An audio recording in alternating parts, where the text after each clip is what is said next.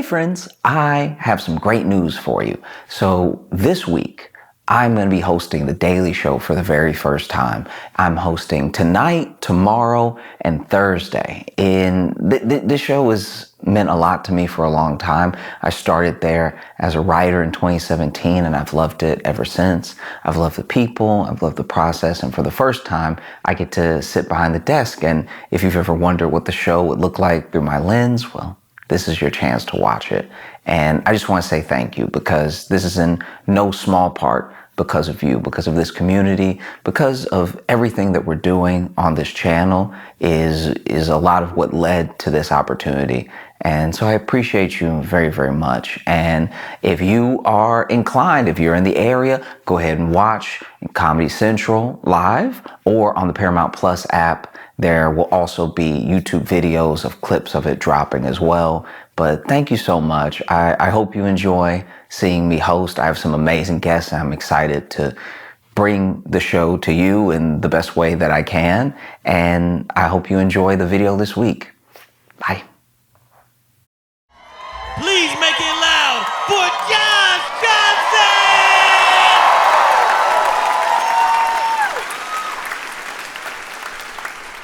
Okay. All right. Look. Okay. So we are in week 2 of they're like kind of being files, but no files. But like there's kind of like we don't know, but he doesn't know, but he knows, but he doesn't remember, but he wasn't there. But even if he was there, it's not what you think. But like it's a lot going on, right? And so with everything that fell out with Trump last week, now you have people being like, release the Epstein files, release the Epstein files, release the Epstein files, right? And in prison is Ghislaine Maxwell. Now, in case you're not familiar with Ghislaine Maxwell, like one of the central people to this case, she trafficked for Jeffrey Epstein, right? And she is still alive somehow, and in prison, okay? Yeah, so she's still alive in prison, right? And she actually got 20 years for her part in this trafficking. And so now with Trump calling Epstein a hoax, there's been a lot of, how do I put this? There's been a lot of unintelligible takes on if he's saying the entire thing is a hoax or just his involvement is a hoax, or no one can really tell. There's not a lot of like centered messaging on what is supposed to be the narrative here. And because of that, now you got Ghislaine and her lawyers from prison being like, oh, well, if it's a hoax,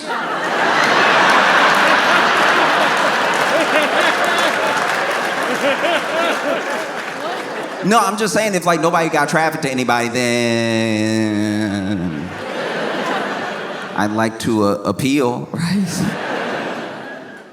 And then there's people that are like, the client list. We need the client list. We need the little black book. We need the client list. Why won't they release things? And then you even had Democrats saying in the House, like, we want to release the files, and they put it to a vote. And Republicans voted to block that release. And they voted to block that release, they said, because, it was part of another bill and it would have passed a bunch of stuff we don't want to pass. So then a bipartisan group went out and they were like, now we should vote on this, and it's Epstein stuff only, right? So everyone's like, release the files, right? And then Ghislaine is like, I got the files. I got them in my head. Like, I'll tell you right now, which is such a crazy thing to me to watch. If you've been watching this whole thing take place, Ghislaine got arrested in like 2020. I think she got sentenced in like 2022, and she's been in jail this whole time. Why is she just now saying, I got the list? It feels like when your boy who like really thought he was gangster finally goes to jail and gets like the first roach in his sandwich, and he's like, I'll tell anything you need me to know, like anybody, if you have any questions, I will answer follow-up questions, just please get me out of here. I think there's rats in the cheese, please. And so you had Trump really stressing this week, stressing hard, going back and forth with people. This man's getting more comfortable cursing out loud and on text. Like, he's crazy. Just like decorum's fully out the window. Like, there wasn't much of it to begin with, but now he's just like, ah!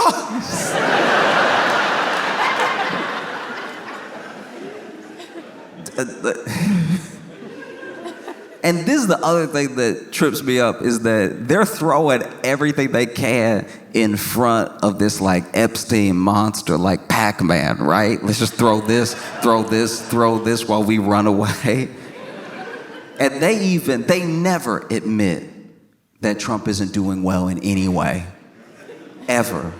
And then they came out saying he had chronic venous, I don't really know what that third word is, I'm not gonna lie to you. But basically he got chronic veins or something. I don't know if that means he got extra, or I don't know what it is, but it's affecting, his health a little bit, and his hand looks like he got an ace bandage on it, but like that's his skin, right? And so I saw that and I was like, wow, they must really want this thing to go. Talk about anything else, please. And then just today, Tulsi Gabbard released these Obama Russia files. You know, the files everybody's talking about.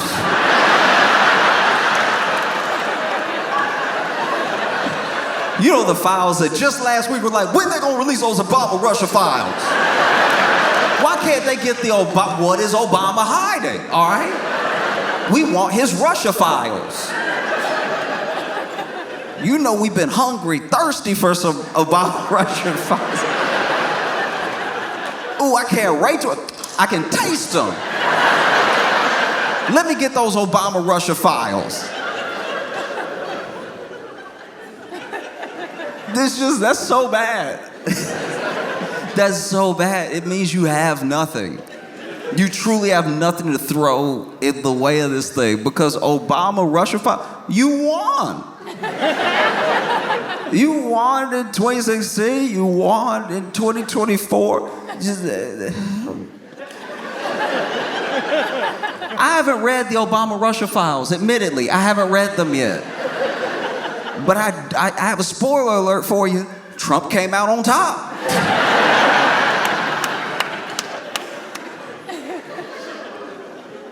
And he over here stressing when he could have just done nothing. Eventually, he's in the White House, he's asked about it, and he's like, look, if Pam Bondi finds anything credible, she can release it. That's all he had to say the whole time. He could have avoided this entire thing if he had just said that, look, if the AG finds something credible, she can release it. And then people really don't have much to say, because it's like, that's what they want. He says you're gonna get it. I don't know if that's true, but like, that's all you have to do. Keep your calm, play it cool. Instead, he was like, why would you,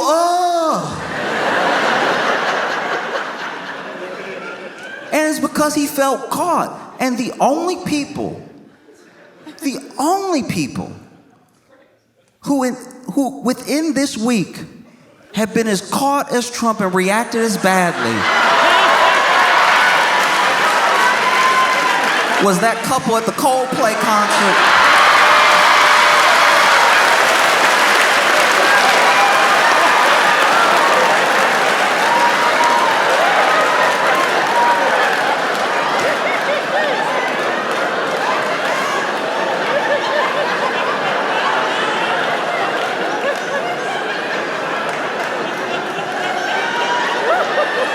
I thought I was shocked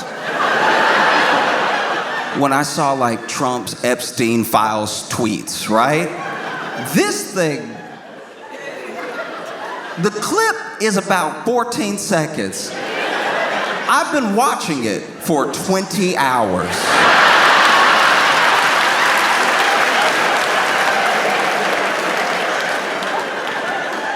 Okay, all right. In case you haven't seen this, it's a Coldplay concert, right? Coldplaying. Coldplay doing their thing, all right? Being colds.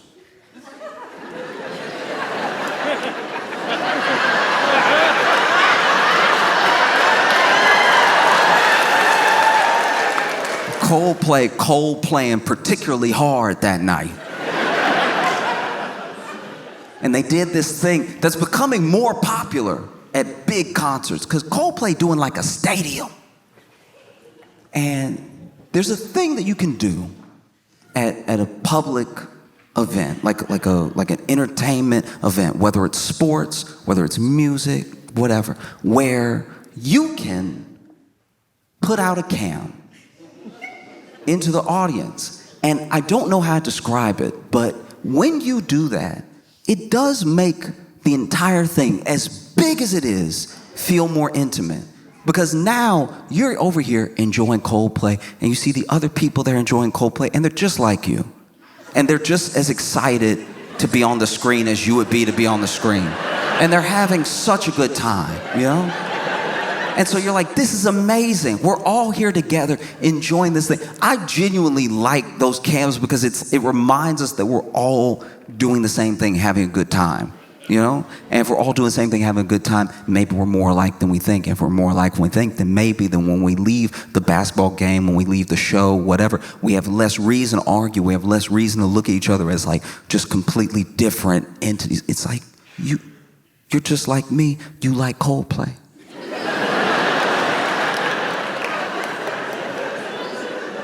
You know, and I'm not you know, a big enough act to do like a stadium or anything like that. I don't really have screens at my shows and stuff. But I heard that the CEO of the largest tech firm in Louisville was here tonight, and so I brought a cam out tonight.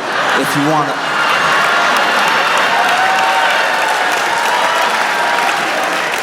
No, I'm joking. I'm joking. I can't afford that at all. No, but if you didn't see the clip, is basically Coldplay throwing people up on the cam and having little interactions, or like playing a little something just for them, or just commenting on how sweet people look. And they're going, people, and then they go to this couple. It's not just any couple. They go to a couple holding each other Titanic style.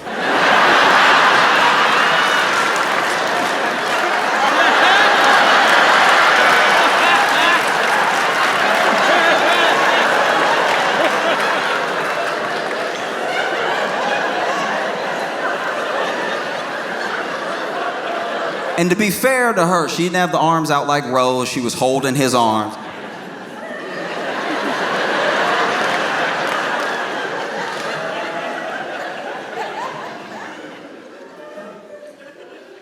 And then Chris Martin is like, look at this couple. And I don't know, okay.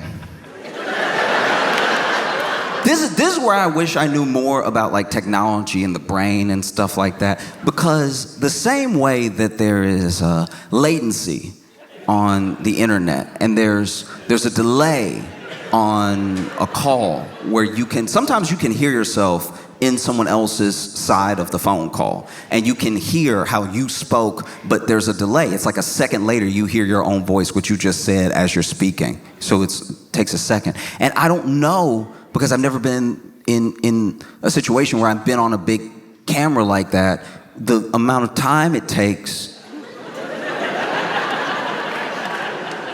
your brain to register that that's you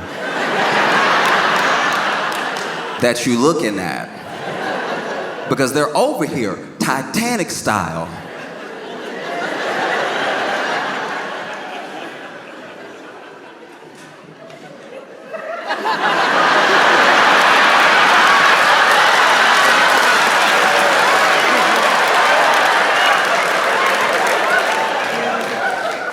If you've ever seen the film Titanic,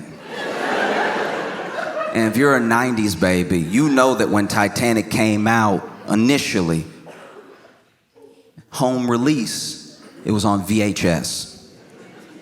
And it's such a long movie, it's such an epic, that there were 2 VHS tapes. If you're young and you don't know what a VHS is, don't tell anybody that. Keep that to yourself and Google it, all right? It makes people feel bad when we have to explain that we used to have to basically bring a projector home inside a hard casing and then put it in a VCR. If you don't know what a VCR is, that's some other letters you don't need to worry about, okay? You're never gonna come in contact with them in your life, but you would put the VHS into the VCR, you would hit play. You understand play, right? You're not too young for play. You would hit play and it would play the thing like it does on demand, but we didn't have on demand yet. Netflix wasn't born yet. We didn't know what streaming was. And Titanic came out and it was such a long movie. I hadn't seen this 2 VHSs. I hadn't seen that since Charlton Heston's 10 Commandments.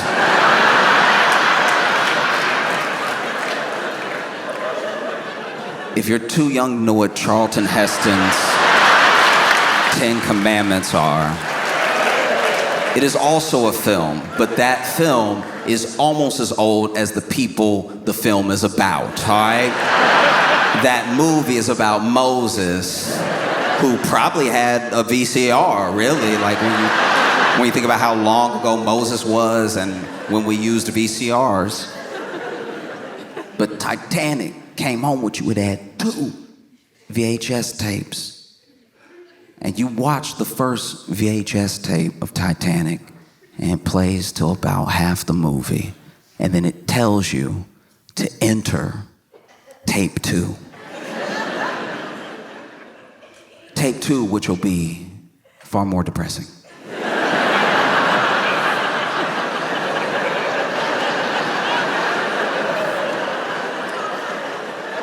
If you were like me and you shopped at a lot of like thrift stores, sometimes when you go to a thrift store, you don't get to get the thing the way it was intended when it was sold. You might go to a thrift store and buy Titanic and think you got all the Titanic in one VHS tape.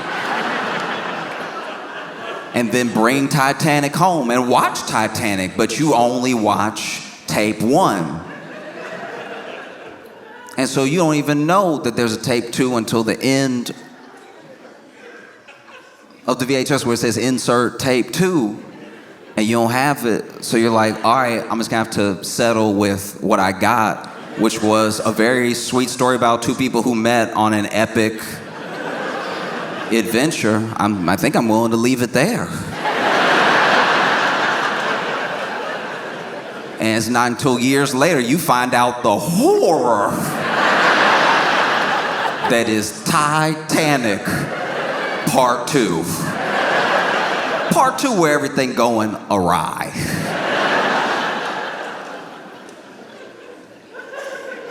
And all I can say is the first 2 seconds that this couple was on the kiss cam looked a lot like Titanic VHS tape 1.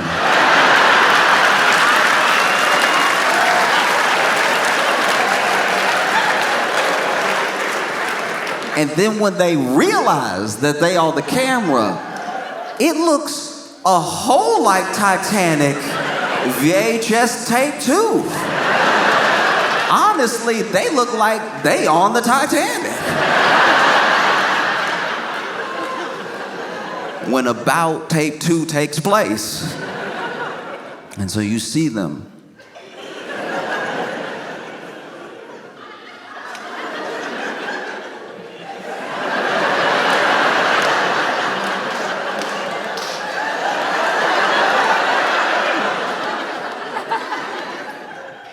And this is where things went wrong.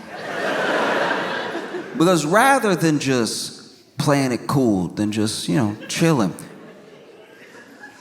The woman immediately covers her face and whips around.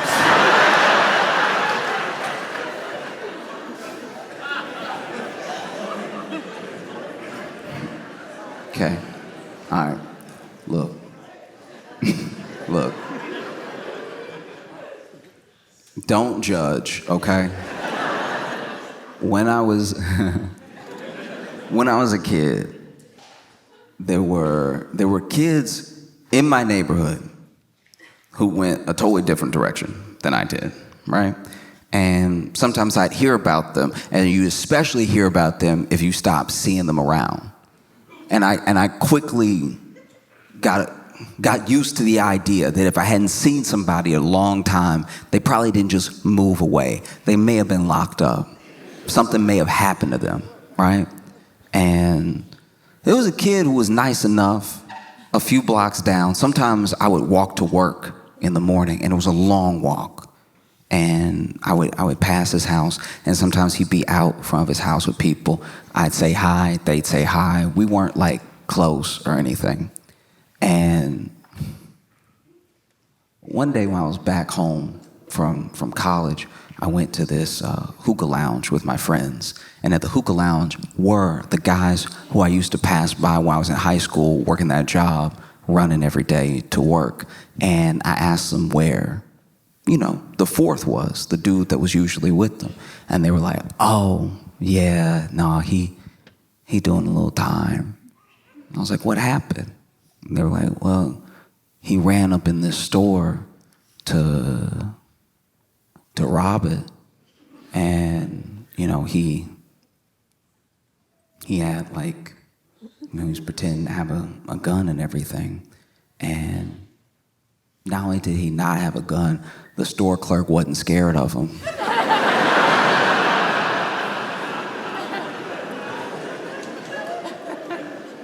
And so he's over here doing one of these.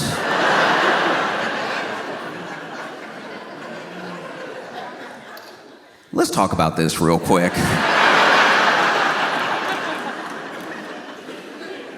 Because I've known people who have had people run up on them and they didn't see the gun, but they were sure they had a gun because of the way they moved with it, right? A little bit of weight to it. Maybe it was tucked. Maybe it was in the pocket.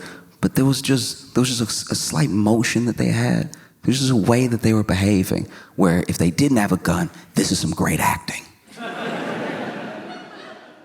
But this man, he ran up into the store. Give me everything. Do it now. I'm not messing around. I would hate for this to go off. And so the store clerk kept his cool, and he was like, no.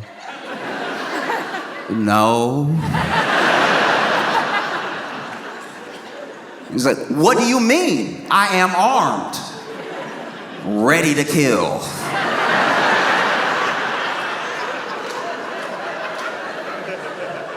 Oh, you don't think I'll do it? I'm crazy.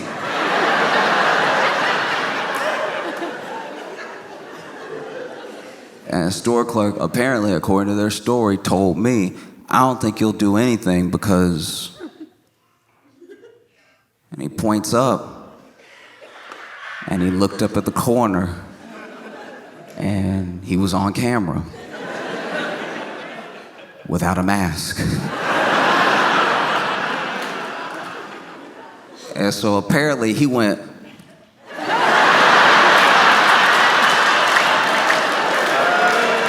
and walked out the store.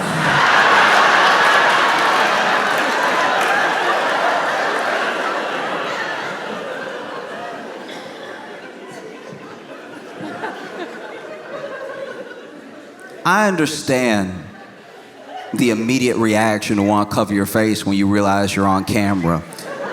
But don't do it with your fake gun hand.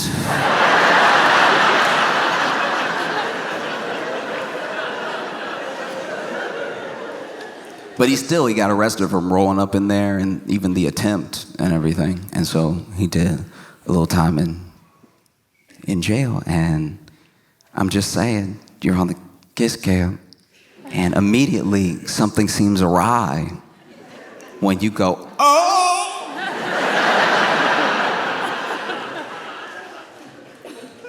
And that by itself wouldn't have actually been that bad. No, I'll tell you right now, this is what I firmly believe. I truly believe this from the bottom of my heart. I think that obviously, there's something up when you see yourself on the cam and go, oh, and then you turn around. But, like Chris Martin said, later in the video, maybe shy. Maybe you're shy. And if only one of them had reacted badly, if only one of them had reacted badly, they might not be in this situation. But she went, oh! And then the man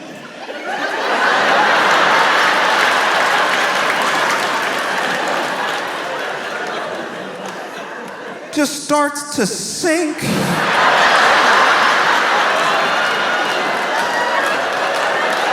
Where did he go? No, for real, where did this dude go? This man didn't just duck under what he thought the camera could cover. This man got caught. She turned around and he went, ooh,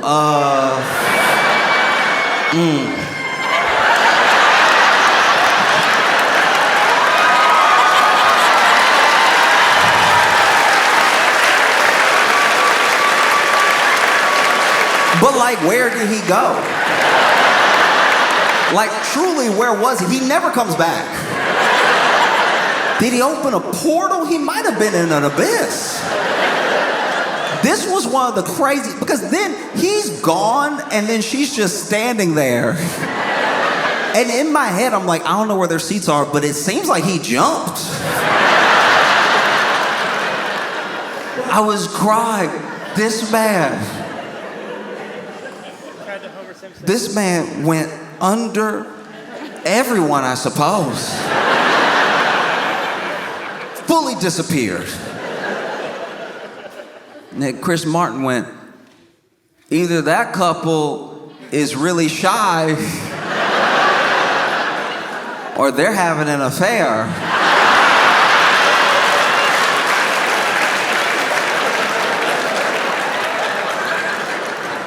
And the internet said, or?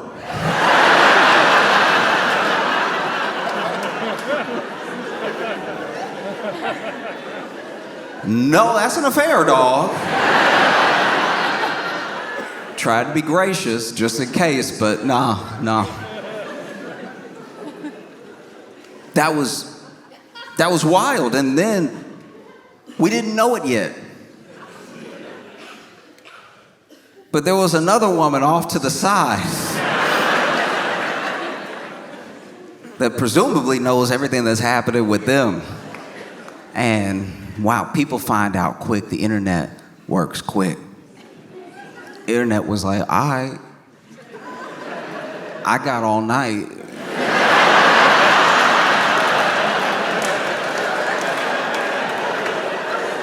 I'm not at the Coldplay concert.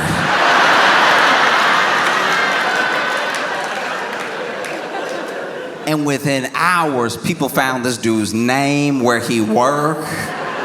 They found her. They found out that they weren't married to each other. This man married, and then, the internet did a thing where, look. I do think it's important that people know the truth about what's happening in their lives. And I can only hope, like genuinely hope, that the people that reached out to that dude's wife did it with at least some tact. But a lot of people reached out to her, commented, "This is where your husband's at. He's at the Coldplay concert." The Coldplay concert, from my research, isn't even that far from where you live because I already went ahead and doxed him. I just want you to know. And so then people looked him up, and then they looked her up, and early into people looking her up, she had changed her last name on social, apparently. Changed it, knocked his name off. And then it looks like she deleted or made private her socials altogether, which I completely understand. And then people started looking into him. And this is the thing about treating people badly. As soon as something blows up like this, anything you ever did comes out. This dude cheating on his wife, and then other people were giving their little testimonies. "Oh, I worked with him. He's actually terrible. He makes toxic work environments. He's incredibly abusive to his employees," saying all this stuff, right? And I don't know if these people actually work with him or not. It's so hard to tell what about this is real versus like people just trying to get in versus people trying to be part of it and stuff. And then I had a moment, genuinely, I had a moment where I was like, what if? Let's entertain for a second. What if this isn't real? I genuinely thought, because some of the kiss cam stunts, some of the things they do at sports games are like completely fake. They'll be like a fake proposal just to like make everybody laugh and maybe go viral, and maybe they'll sell some more like Bruins tickets. And then I even thought to myself, okay, you don't really see this happen in music, so maybe, what if? What if this was Coldplay? What if Coldplay was like, look, this is what we gonna do, all right? We're gonna get the cam up, we're gonna show a bunch of people, we're gonna get it on one couple. They're gonna freak out, Jerry Springer style, all right? One of them gonna duck, he's never gonna come back. He disappears for life. She stands there. The lady next to her, who is supposedly her friend, laughs at their lives crumbling in front of her. It'll go viral. Everybody will be talking about the Coldplay concert. Everybody will be talking about what song we played right before it happened. Genuinely, you have to entertain a lot of things when you're trying to sift through if something's real or not. You have to be skeptical of everything. And I thought about it, and then I saw how Chris Martin moved on after that. And then I saw a wide shot, and I saw that the stadium looked sold out. So I was like, actually, it looks like Coldplay is doing fine.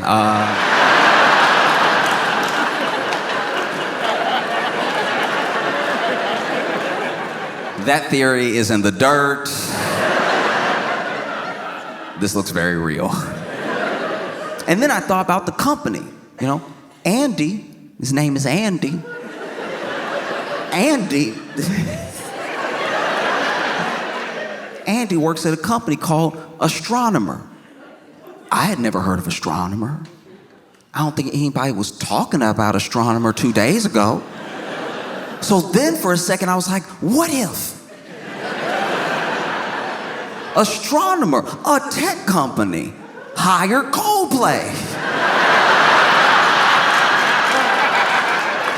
to do a stadium show.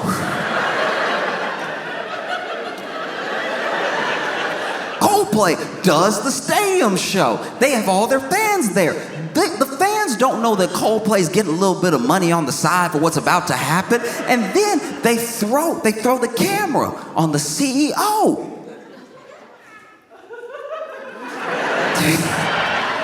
They throw the camera on the CEO and another employee. Right?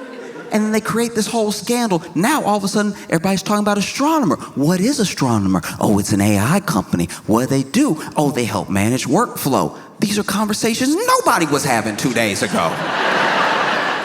The assumption when you're in the news, when there's a scandal with your CEO, is that your stock price could drop. I don't know if they're a public company, but if the stock price is dropping, seems like a good time to buy. Maybe that's when they buy back their own stock.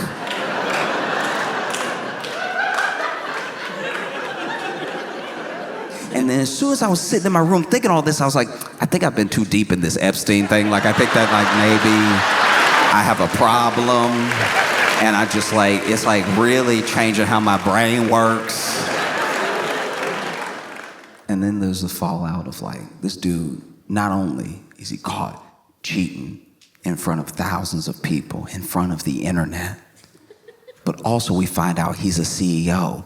We're not gonna find much grace there. People aren't really fans of CEOs right now. And then on top of being a CEO, he's a billionaire.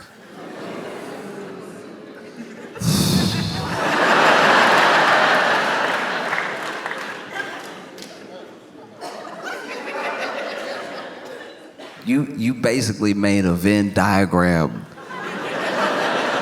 of the three people that people hate the most. And it's a circle with your name in it.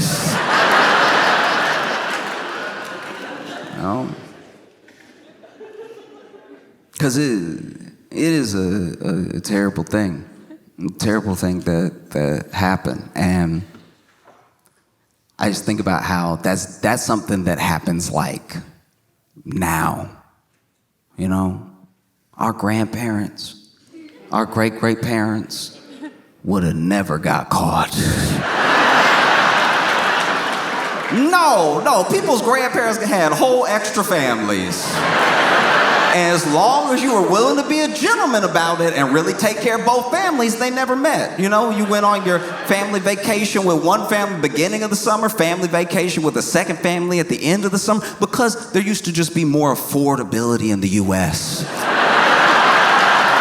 A lot of people talk about how back in my day, I could buy a house right out of college. And it's like, yes, and afford an extra family, don't forget that. I've talked about this before. I've known people growing up who had like that thing happen, where the granddad, they have like cousins and like half brothers and sisters because of what the granddad did back in the day. And he was doing that on a job that doesn't even exist anymore. That's how much things have changed. This man had 2 whole families as a traveling fork salesman.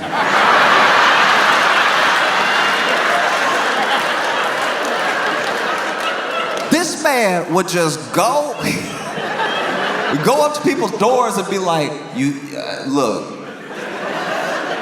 eventually in your life you will come across some spaghetti. And when that happens, you'll want to be, he sounded like life insurance, you're going to want to be ready when that spaghetti is in front of you, all right? You don't want to be sitting here like a fool with a knife and a spoon. You want to be ready with that spaghetti, all right? And how you get ready? My forks. I got the best forks. My forks can do anything. I got fine dining forks. I got regular forks. I got the nickel forks. You know those forks made of nickel that's... They'll never rust because they're always kind of rusty. If you need forks, I can get it right, all right? Got all types of forks. I got the 4-prong, I got the 3-prong, I got the, he bad accountant. And then people let him in. He's like, looking at this, was it two bedroom? 2-bedroom house? How many kids you got? Oh, you got 3 kids in a 2-bedroom house? You're gonna need at least 16 forks. Made his living selling forks. One day, somebody opened the door for this man and he's immediately smitten. Oh, hello. She's like, yes, how can I help you? He's like, oh, I was trying to, I had this briefcase where I was trying to like fork you, you know, like I just want to, no, I'm trying to give you fork. I mean, I'm trying to sell you forks. I sell forks. My name is John. And then she lets him in. And they get to talking about forks. And then about other things. And he doesn't tell her he's got a wife at home. and they start an affair. An affair where maybe she knows about the wife, maybe she doesn't. But then things grow. They feel like they're in love. They're like, let's get married. He marries her. Now he's got 2 fork families to support. Now he's got to sell forks harder than ever. He's got to go to as many doors as possible because the kids need braces. All of them.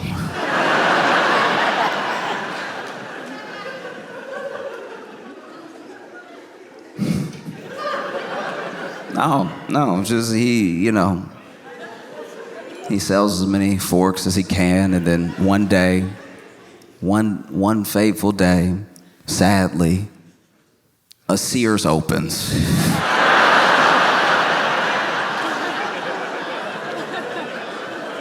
He's out of business immediately. If you're young and you don't know what Sears is,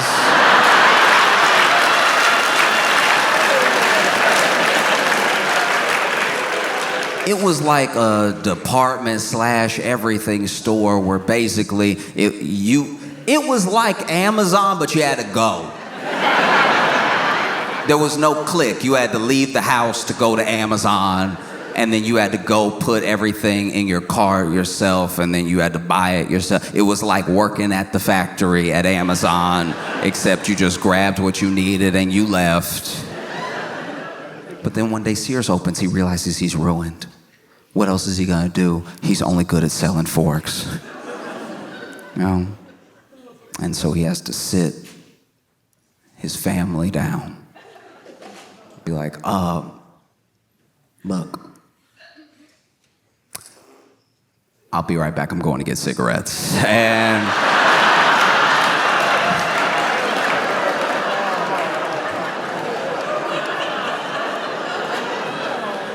And he goes to his other home, his other family, and he's like, sit down, y'all.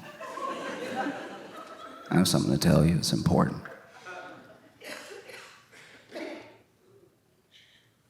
I have to go get cigarettes. And then he would go off and he'd have his own life, and he would die with a lot of life insurance, and then the 2 families wouldn't meet each other until it was time to collect. And that was the gentlemanly way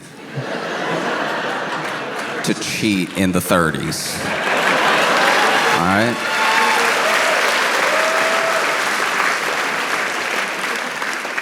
Because a CEO of a company dating, openly cheating with, I didn't know this was a real title, with the CPO, which CPO, I found out today, stands for Chief People Officer, which sounds like the most made-up job I've ever heard in my entire life. That job sounds very fake.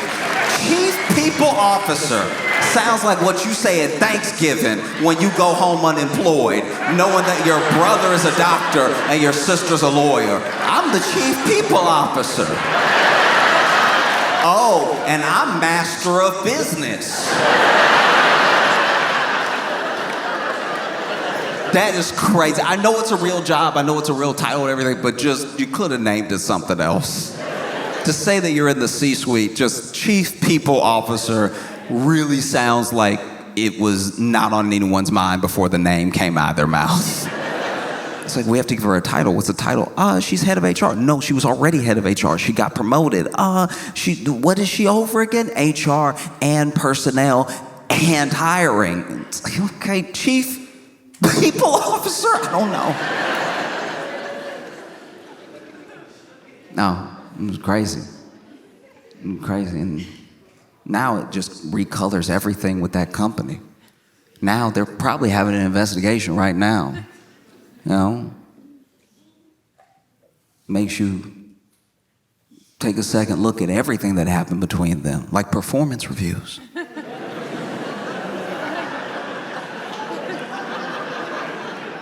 Apparently, in one of the performance reviews, the CEO said that the CPO, this is what I read, this might not be right, because everybody talking. But apparently the CEO said the CPO had deeply extensive and impressive knowledge. And that's nasty. I know what he's trying to say. No. That is inappropriate, if anything. I hope they take you down just for that. That's unacceptable. You know? You shouldn't do things that you know are wrong. And I think when you get caught, it's also important to know you're caught and to handle it as best as possible. And I think that as far as that kiss cam couple goes, the only way they could have handled that thing worse was if they had held up signs that said there are no Epstein files. Like,